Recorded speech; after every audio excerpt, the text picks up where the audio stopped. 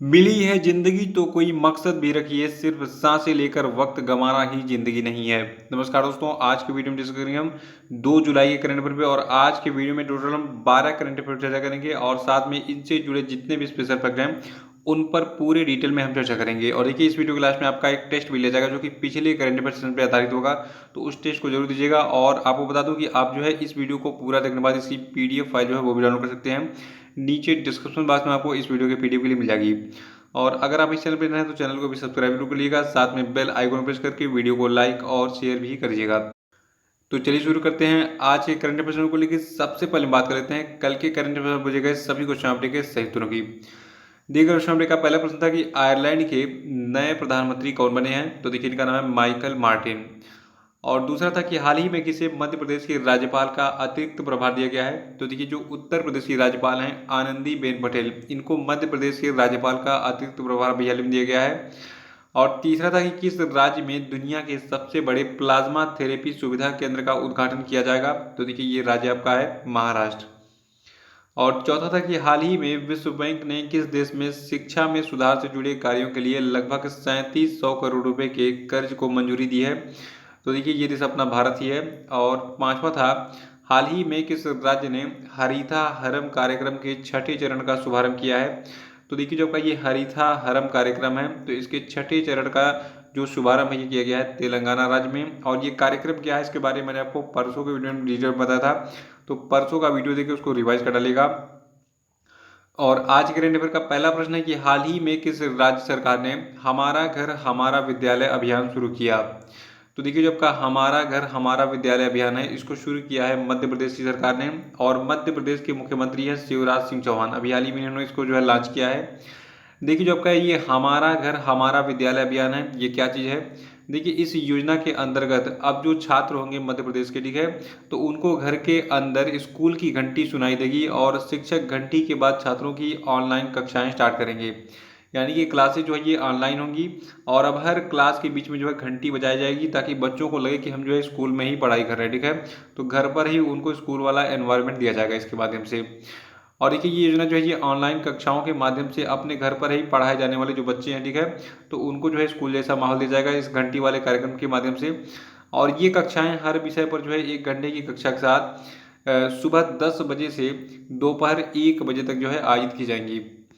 और देखिए जो आपका मध्य प्रदेश राज्य है तो मध्य प्रदेश की कैपिटल है भोपाल और यहाँ के मुख्यमंत्री हैं शिवराज सिंह चौहान। और राज्यपाल का नाम तो है लालजी टंडन, लेकिन इस समय बीमार चल रहे हैं और इसीलिए इनके स्थान पर आनंदीबेन पटेल जो कि उत्तर प्रदेश की राज्यपाल हैं, तो इनको मध्य प्रदेश के राज्यपाल का अभी हाल ही में अतिरिक्त प्रभार दिया गया है। और देखिए जो आपका मध्य प्रदेश राज्य है कुछ इस स्थान में लोकेटेड इंडिया के मैप में, और ये अपनी सीमाएं शेयर करता है उत्तर प्रदेश, छत्तीसगढ़, महाराष्ट्र, गुजरात और राजस्थान के साथ में। और देखिए मध्य प्रदेश में कौन कौन से नेशनल पार्क हैं इसका स्क्रीनशॉट आप ले सकते हैं, मैं आपको डिटेल बता देता हूँ कौन कौन से हैं। देखिए पहला है आपका Satpura national park and biosphere, और दूसरा आपका है बांधवगढ़ नेशनल पार्क, तीसरा है कान्हा नेशनल पार्क जो कि काफ़ी फेमस है और ये एग्जाम में बहुत रिपीट होते रहता है खासतौर से एसएससी में और पीसीएस में। तो कान्हा नेशनल पार्क कहाँ पे स्थित है, मध्य प्रदेश में। और चौथा आपका है पेंच नेशनल पार्क, और पांचवा आपका है माधव नेशनल पार्क, और छठा आपका है Panna national park and tiger reserve, सातवां आपका है Sanjay Dubri national park and wildlife sanctuary, और आठवां आपका है फॉसिल नेशनल पार्क, नवा आपका है वन विहार नेशनल पार्क। तो इसका स्क्रीनशॉट ले लीजिए, इसको नोट कर लीजिएगा। दूसरा है कि राष्ट्रीय चिकित्सक दिवस यानी कि नेशनल डॉक्टर्स डे जो है ये किस तिथि को मनाता है, तो देखिए ये डेट आपकी है 1 जुलाई। हर साल हम मनाते हैं 1 जुलाई को राष्ट्रीय चिकित्सक दिवस। यहाँ पे एक फोटो दिख रही है, ये फोटो है डॉक्टर विधान चंद्र राय की। देखिए जो आपका राष्ट्रीय चिकित्सक दिवस है ये डॉक्टर विधान चंद्र राय का जो जन्म हुआ था, ठीक है, और पुण्यतिथि तो इनका भी प्रतीक है। और जो आपकी डॉक्टर विधान चंद्र राय हैं तो देखिए ये जो भारत के सबसे प्रसिद्ध डॉक्टर्स यानी कि चिकित्सकों में से एक थे। और इनके बारे में सबसे खास बात है कि ये जो है पश्चिम बंगाल राज्य के दूसरे मुख्यमंत्री भी रह चुके हैं, ठीक है, तो ये चीज़ आप याद रखिएगा डॉक्टर विधान चंद्र राय के बारे में। और डेट याद रखना है कि 1 जुलाई को मनाते हैं नेशनल डॉक्टर्स डे यानी कि राष्ट्रीय चिकित्सक दिवस। और देखिए जो आपका 2020 का राष्ट्रीय चिकित्सक दिवस है इसकी थीम है लेसन द मोर्टेलिटी ऑफ कोविड-19। तीसरा प्रश्न है कि नेशनल चार्टर्ड अकाउंटेंट डे किस तिथि को मनाया जाता है, तो देखिए ये तिथि आपकी है 1 जुलाई। और देखिए 1 जुलाई को हम क्यों बनाते हैं, क्योंकि 1 जुलाई 1949 को भारत की संसद के द्वारा जो आपका institute of chartered accountant of India, ठीक है, तो इसकी स्थापना की गई थी। और इसी को याद रखने के लिए जो हम 1 जुलाई को नेशनल चार्टर्ड अकाउंटेंट डे मनाते हैं। देखिए जो आपका ये institute of chartered accountant of India, ठीक है, तो ये भारत का राष्ट्रीय पेशेवर लेखा निकाय है और ये दुनिया का दूसरा सबसे बड़ा लेखा संगठन है। और जो आपका ये institute of chartered accountant of India है, तो देखिए ये जो है भारत का राष्ट्रीय पेशेवर लेखा निकाय है और ये दुनिया का दूसरा सबसे बड़ा संगठन है। और थोड़ा सा इसके बारे में हम डिटेल में जान लेते हैं। देखिए जो आपका institute of chartered accountant of India है, ठीक है, तो इसका मुख्यालय नई दिल्ली में स्थित है और इसकी स्थापना 1 जुलाई 1949 को की गई थी, याद रखिएगा इसको। और वर्तमान में जो आपका ICAI यानी कि institute of chartered accountant of India है, तो देखिए इसके अध्यक्ष हैं अतुल कुमार गुप्ता जी। चौथा प्रश्न है कि नेशनल पोस्टल वर्कर्स डे यानी कि राष्ट्रीय डाक कर्मचारी दिवस किस तिथि को मनाता है। तो देखिए राष्ट्रीय डाक कर्मचारी दिवस को मनाते हैं हर साल 1 जुलाई को। और आपको बता दूं जो आपका राष्ट्रीय डाक कर्मचारी दिवस है, तो ये जो है डाकियों और सभी डिलीवरी कर्मियों को धन्यवाद कहने का एक अनूठा तरीका है, क्योंकि अब ऑनलाइन शॉपिंग हम में से कई लोग करते हैं और डेली करते हैं, उनकी डेली लाइफ का हिस्सा बन गया है। और ख़ासतौर से इस कोरोना वाले पीरियड में तो सभी लोग जो है ऑनलाइन शॉपिंग ही कर रहे हैं। और देखिए जो आपका भारतीय डाक है, इसके बारे में याद रखिएगा कि भारतीय डाक की जो वर्तमान में निदेशक है, इनका नाम है अरुंधति घोष। देखिए इस समय क्या है कि जो जितने पहले पोस्टमैन थे जो कि आपका डाक वगैरह यानी कि जो आपका लेटर्स था वो आपके घर पे पहुंचाते थे, लेकिन अब ये पोस्टमैन अब डिलीवरी बॉय में कन्वर्ट हो चुके हैं। अब डिलीवरी बॉय शब्द आ गया है और डिलीवरी बॉय का एक नया काम आ गया है जो कि आपके घर पे सामान पहुंचा रहे हैं लेटर्स की जगह, ठीक है। तो ये सारी चीज़ें याद रखिएगा। नेशनल पोस्टल वर्कर डे के बारे में 1 जुलाई को मनाते हैं राष्ट्रीय डाक कर्मचारी दिवस। और पांचवा प्रश्न है कि हाल ही में किस राज्य सरकार ने कौशल कनेक्ट फोरम नामक एक नया पोर्टल लॉन्च किया है। तो देखिए ये राज्य सरकार आपकी है कर्नाटक की, और कर्नाटक के जो मुख्यमंत्री का नाम है BS येदियुरप्पा, ठीक है। तो अभी हाल ही में इन्होंने जो है कौशल कनेक्ट फोरम नामक एक नया वेब पोर्टल लॉन्च किया है। और ये वेब पोर्टल जो है ये नौकरी की तलाश करने वालों को एक मंच पर नियोक्ताओं के साथ जोड़ने का प्रयास करेगा।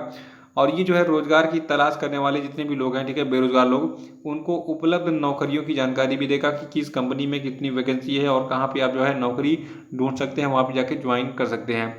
तो ये है आपका कौशल कनेक्ट फोरम। और देखिए आपका ये कर्नाटका राज्य है जिसने ये Kaushal connect forum web portal launch किया है। तो देखिए यहाँ के मुख्यमंत्री हैं BS येदियुरप्पा और यहाँ की पॉपुलेशन है 6.41 करोड़। कर्नाटक की राजधानी बेंगलुरु है। कर्नाटक के राज्यपाल हैं वजुभाई वाला। और कर्नाटका जो है ये आपका कुछ इस स्थान पर लोकेटेड इंडिया के मैप में, और ये अपनी सीमाएं देखिए गोवा के साथ, महाराष्ट्र, तेलंगाना, आंध्र प्रदेश, तमिलनाडु और केरला के साथ बनाता है।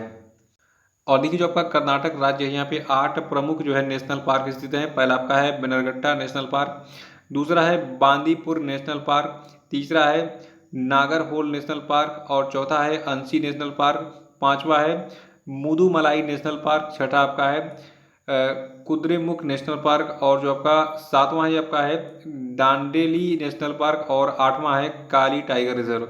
और इसमें जो सबसे अधिक एग्जाम में पूछा था ये पूछा था बांदीपुर नेशनल पार्क के बारे में।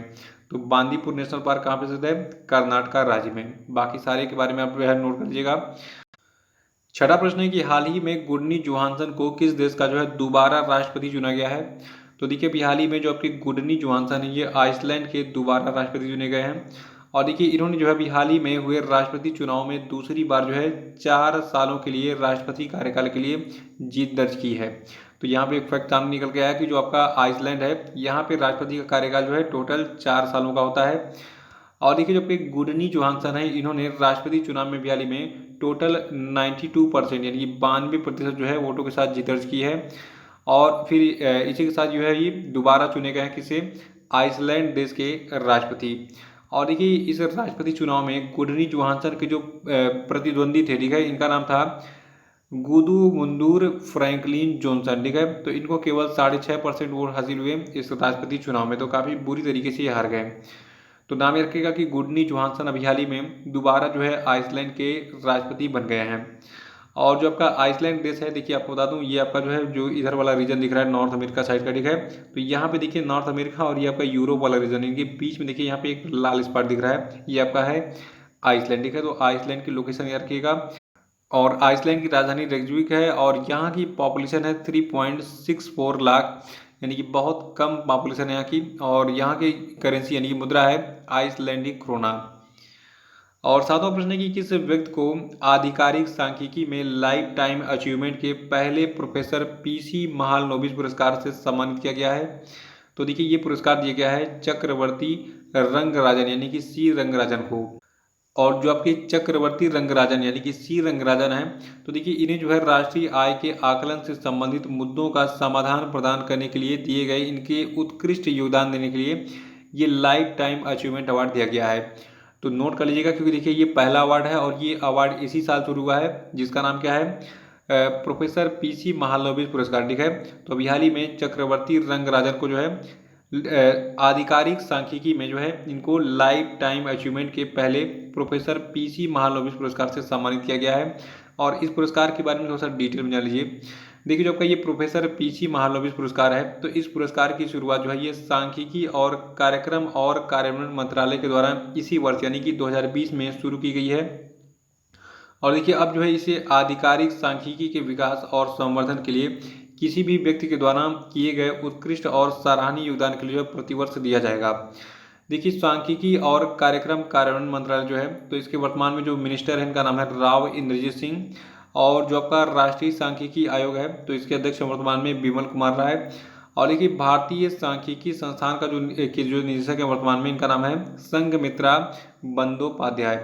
तो ये डिटेल शेयर रखिएगा और इस पुरस्कार के बारे में जरूर नोट कर लीजिएगा, जिसका नाम क्या है, प्रोफेसर पीसी महालनोबिस पुरस्कार। देखिए जो आपके प्रोफेसर पीसी महालनोबिस है, इनके बारे में मैंने कल की वीडियो में डिटेल में बताया, तो कल का वीडियो देखिए उसको रिवाइज कर डालिएगा। ये भारत के बहुत ही महान अर्थशास्त्री हुआ करते थे। ठीक है, आठवां प्रश्न है कि किस देश के हास्य कलाकार कार्ल रीनर का हाल ही में निधन हो गया? तो देखिए ये बिलोंग कर देते हैं अमेरिका से। और देखिए जो आपके कार्ल रीनर हैं, ये एक लेखक, हास्य अभिनेता, निर्देशक और अभिनेता थे। और इन्होंने फिल्म निर्देशक के रूप में ओह गॉड जो कि 1977 में आई थी, और द जर्क जो कि 1979 में आई थी। ठीक है, तो इन फिल्मों में जो है कार्य किया था। और नवा प्रश्न है कि हाल ही में अटॉर्नी जनरल के वेणुगोपाल के कार्यकाल को कितने साल तक के लिए बढ़ा दिया गया है? तो देखिए जो आपके भारत के अटॉर्नी जनरल हैं के वेणुगोपाल, इनका कार्यकाल 1 साल के लिए बढ़ा दिया गया है। देखिए के वेणुगोपाल का जो कार्यकाल है ये 30 जून को खत्म हो रहा था, लेकिन फिर उसके बाद 1 जुलाई को जो है फिर इनका कार्यकाल बढ़ा दिया गया 1 साल के लिए। और अब जो है फिर 1 साल तक अटॉर्नी जनरल के रूप में कार्य करेंगे कौन, के वेणुगोपाल। देखिए यहाँ पे जो नाम आपको मिलता है के वेणुगोपाल का, याद रखिएगा। वर्तमान में जो भारत के अटॉर्नी जनरल का नाम क्या है, के वेणुगोपाल। और अटॉर्नी जनरल के बारे में मैं आपको 2 चीज़ें बहुत ही खास बताता हूँ, इसको याद रखिएगा, ये एग्जाम में पूछे जाते हैं। देखिए जो आपका भारत का अटॉर्नी जनरल होता है, तो इसको संविधान की धारा या फिर अनुच्छेद 76(1) के तहत जो है भारत के राष्ट्रपति के द्वारा नियुक्त किया जाता है। और ये राष्ट्रपति के प्रसाद पर्यंत अपने पद पर बना रहता है। यानी कि अगर राष्ट्रपति जब तक चाहेगा तब तक जो आपका अटॉर्नी जनरल है अपने पद पर रह सकता है। ठीक है, और इसकी नियुक्ति होती है अनुच्छेद 76(1) के अंतर्गत। और दूसरी सबसे खास बात, जो आपका अटॉर्नी जनरल होता है, तो देखिए ये भारत का सर्वोच्च कानूनी अधिकारी होता है। ये प्रश्न एग्जाम में बहुत बार पूछा गया है कि भारत का सर्वोच्च कानूनी अधिकारी कौन होता है, तो ये होता है अटॉर्नी जनरल। और 10वां प्रश्न है कि हाल ही में फिच रेटिंग्स ने 2021-22 में विकास दर के अनुमान को 9.5% से घटाकर कितने प्रतिशत कर दिया है? तो देखिए जब का फिच रेटिंग्स है, इसने जो है अभी हाल ही में 2021-22 के विकास दर के अनुमान को जो है 9.5% से घटाकर 8% कर दिया है। और देखिए जो आपका फिच रेटिंग्स है, तो इसने जो पिछला पूर्वानुमान था 9.5% का, तो इसको घटाकर 8% कर दिया है। लेकिन जो आपका इसका 2020-21 वाला जो फाइनेंशियल ईयर है, ठीक है, तो इसके लिए जो 5% संकुचन वाला अनुमान है, ठीक है, तो इसने अपने इस अनुमान में कोई परिवर्तन नहीं किया। ठीक है, तो यानी कि हम कह सकते हैं कि फिच रेटिंग्स के अनुसार जो आपका 2020-21 का वित्तीय वर्ष होगा, इसमें जो भारत की अर्थव्यवस्था है ये 5% जो है यानी कि 5% संकुचित होगी। और लेकिन भारत की जो विकास दर है ये 2021-22 में जो है ये बढ़कर, मतलब इसका जो ग्रोथ रेट होगा ये 8% हो जाएगी अचानक से। 11वां प्रश्न है कि हाल ही में किस राज्य ने प्रोजेक्ट प्लेटिना के तहत दुनिया का सबसे बड़ा प्लाज्मा थेरेपी परीक्षण शुरू किया है? तो देखिए ये राज्य आपका महाराष्ट्र है। इसने अभी हाल ही में प्रोजेक्ट प्लेटिना के तहत दुनिया का सबसे बड़ा प्लाज्मा थेरेपी परीक्षण शुरू किया। और प्लाज्मा थेरेपी क्या होती है मैं आपको कई बार बता चुका हूँ, फिर से बता देता हूँ। देखिए मान लीजिए ये कोई व्यक्ति ए है, इसको कोविड-19 का संक्रमण हुआ। अब क्या होगा, अगर ये व्यक्ति ठीक हो जाता है तो इसके ब्लड में जो है एंटीबॉडीज़ बन जाते हैं इसके ब्लड में, ठीक है, जो कि कोविड-19 यानी कि कोरोना वायरस से फाइट करते हैं और इसको स्वस्थ बना देते हैं।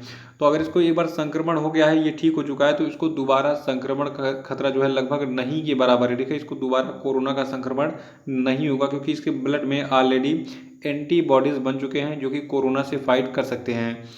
तो देखिए, अगर इसके ब्लड से जो है प्लाज्मा अगर निकाल लें और उसी प्लाज्मा को किसी कोरोना वायरस के पेशेंट में इंजेक्ट कर दें, तो क्या होगा कि जो कोरोना का पेशेंट है ये एंटीबॉडी जो है उसके शरीर में कोरोना वायरस से फाइट करेंगे और उसको भी स्वस्थ बना देंगे। तो इसीलिए ये ब्लड लेके उससे प्लाज्मा अलग करके कोरोना का जो पेशेंट है, ठीक है, तो उसके अंदर प्लाज्मा इंजेक्ट किया जा रहा है ताकि वो भी स्वस्थ हो जाए। तो प्लाज्मा थेरेपी सभी राज्यों में जोर शोर से चल रही है। राज्यों क्या पूरी दुनिया में जो है लोग प्लाज्मा थेरेपी को अपना रहे हैं ट्रीटमेंट के लिए कोरोना वायरस के। 12वां प्रश्न है कि यूरोपीय संघ ने हाल ही में कितने देशों के नागरिकों के आने जाने के लिए अपनी सीमाएं खोल दी हैं वर्तमान में। तो देखिए, इन देशों की संख्या टोटल 14 है और इन 14 देशों में भारत शामिल नहीं है, यानी कि अभी भारत को यूरोपीय संघ के जितने देश हैं उसमें आने जाने की एंट्री नहीं मिली है।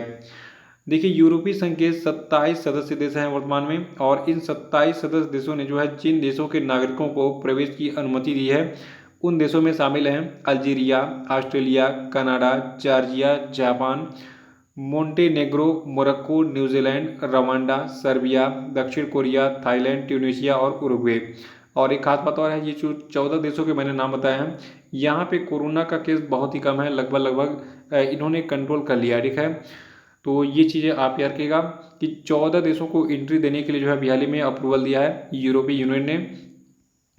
और यूरोपीय यूनियन जो है इसके बारे में जान लीजिए। देखिए, जो आपका यूरोपीय यूनियन है इसका हेडक्वार्टर है बेल्जियम के ब्रुसेल्स में और इसकी स्थापना 1 नवंबर 1993 को हुई थी, ठीक है। तो ये थे आपके आज के सभी महत्वपूर्ण करंट अफेयर और अब हम बात कर लेते हैं आज के सभी क्वेश्चन अपडेट पे। लेकिन इससे पहले आपको बता दूं, देखिए, जो आपका जून महीने का मंथली करंट अफेयर का वीडियो था वो अपलोड हो चुका है और उस वीडियो की लिंक आपको मिलेगी नीचे डिस्क्रिप्शन बॉक्स में। तो इस वीडियो को कंप्लीट करने के बाद उसको आप देख डालिएगा, ठीक है।